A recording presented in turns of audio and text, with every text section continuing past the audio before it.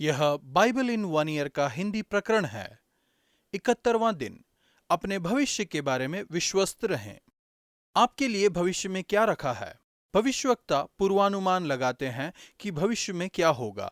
उदाहरण के लिए ऐसा पूर्वानुमान लगाया गया है कि कुछ बच्चे जो आज जन्मेंगे वे 150 साल तक जिएंगे। उनकी कुछ भविष्यवाणियां सही हो सकती हैं और कुछ नहीं।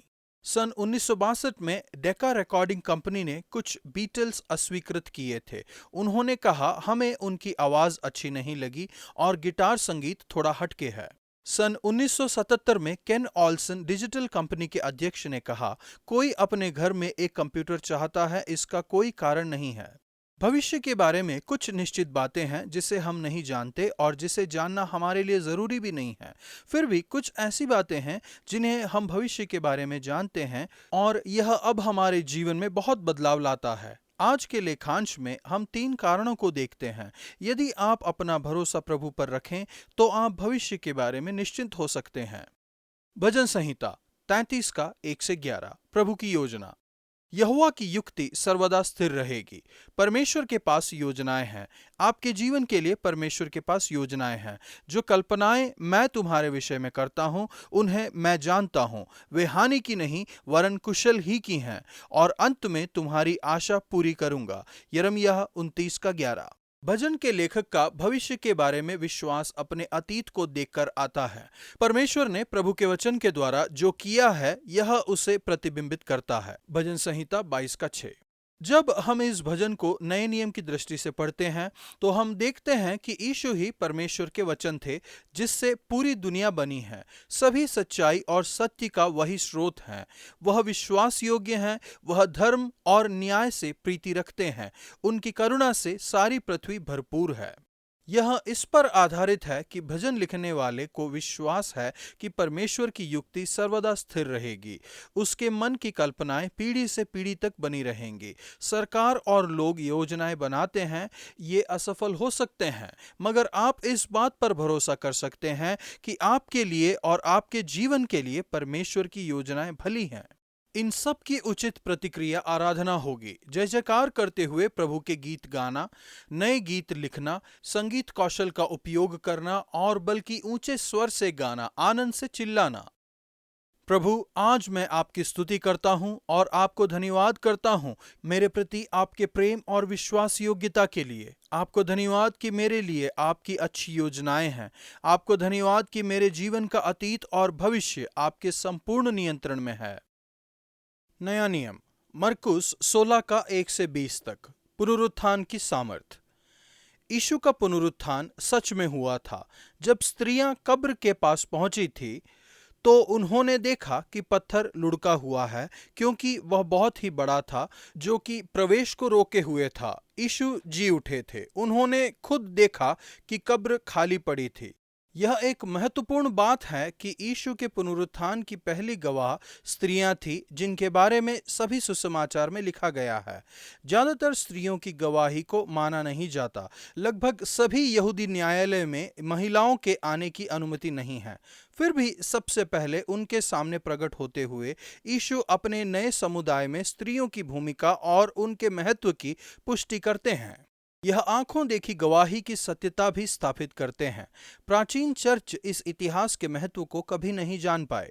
सच्चाई यह है कि पुनरुत्थान हुआ था। फिर भी पहले कई दिनों तक शिष्यों को इस पर विश्वास नहीं हुआ था और वैसे ही आज भी है। जब यीशु के पुनरुत्थान के बारे में अन्य शिष्यों को बताया गया तो उन्होंने विश्वास नहीं किया जब तक उन्होंने स्वयं यीशु को जीवित नहीं देख लिया। मगर उन्होंने जब भी यीशु के पुनरुत्थान की गवाही दी, या तो कब्र में या आने वाले अनेक पुनरुत्थान के बाद प्रकट होने पर, तो उनका जीवन बदल गया। वे डर से विश्वास की ओर, चेतावनी से कार्यशीलता की ओर और निराशा से आशा की ओर बढ़े। पुनरुत्थान के परिणाम स्वरूप आप विश्वास से अपने भविष्य का सामना कर सकते हैं। नंबर 1, अपने अनंत भविष्य के बारे में विश्वास। यह जीवन अनंत नहीं है। कब्र के बाद भी जीवन है।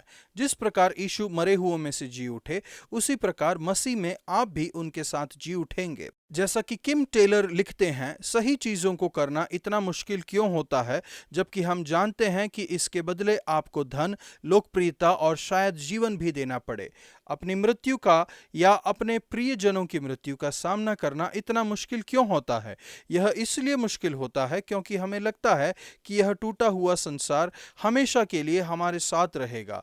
लेकिन यदि यीशु मरे हुओं में से जी उठे हैं, तो आपका भविष्य भी बहुत सुंदर होगा और उससे ज्यादा निश्चित होगा। नंबर 2, अपने जीवन के बारे में विश्वस्त रहें। यीशु जीवित हैं, वह आपके साथ हैं। जब आप सारे जगत में जाकर सारी सृष्टि के लोगों को सुसमाचार प्रचार करेंगे, मरकुस 16:16। शिष्यों की तरह आपको भी बाहर जाकर सारे जगत में सुसमाचार का प्रचार करने के लिए नियुक्त किया गया है। आप निश्चिंत रह सकते हैं कि परमेश्वर की सामर्थ आपके साथ रहेगी।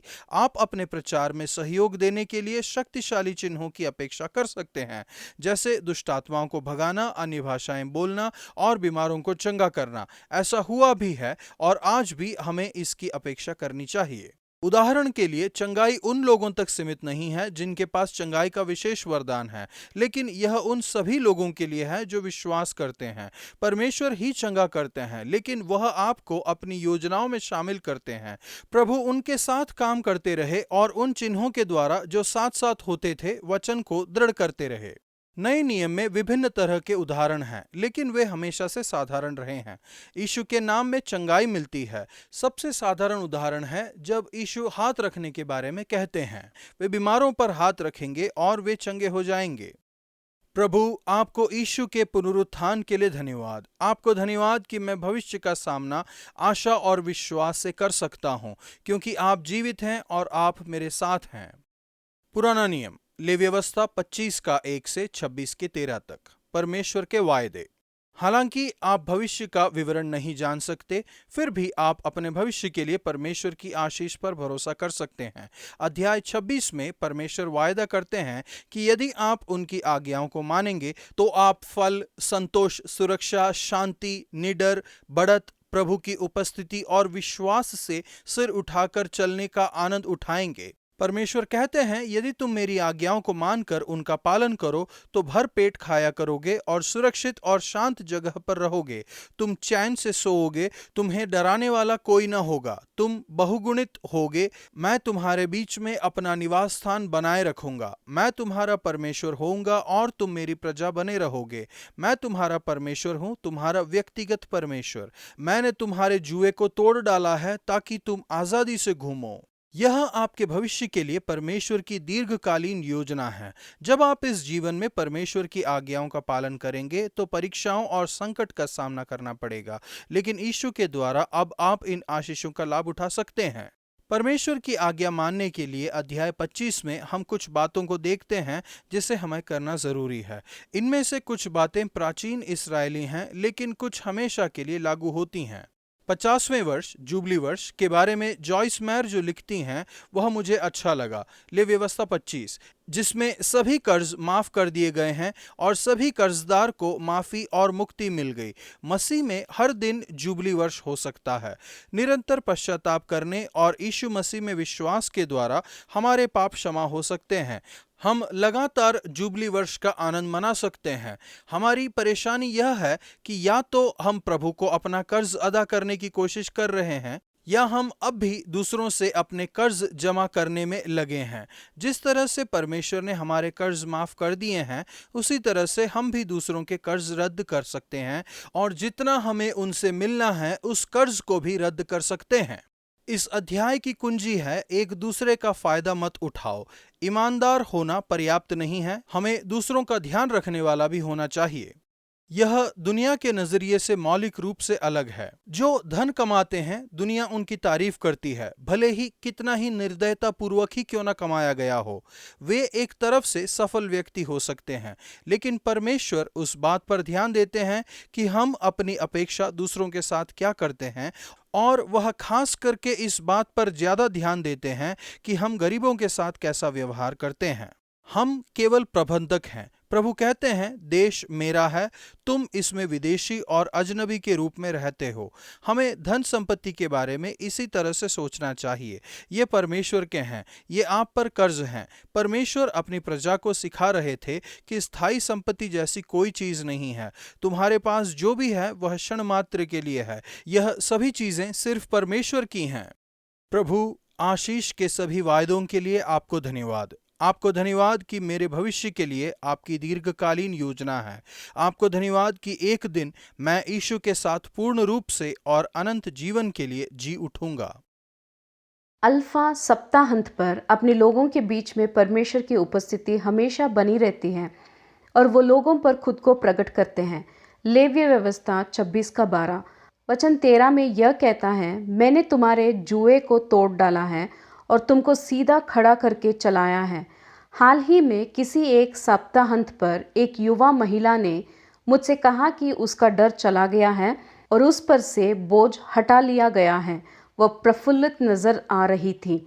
आज का वचन, मैं तो तुम्हारा वह परमेश्वर यहोवा हूँ जो तुमको मिस्र देश से इसीलिए निकाल ले आया कि तुम मिस्रियों के दास ना बने रहो, और मैंने तुम्हारे जुए को तोड़ डाला है और तुमको सीधा खड़ा करके चलाया है।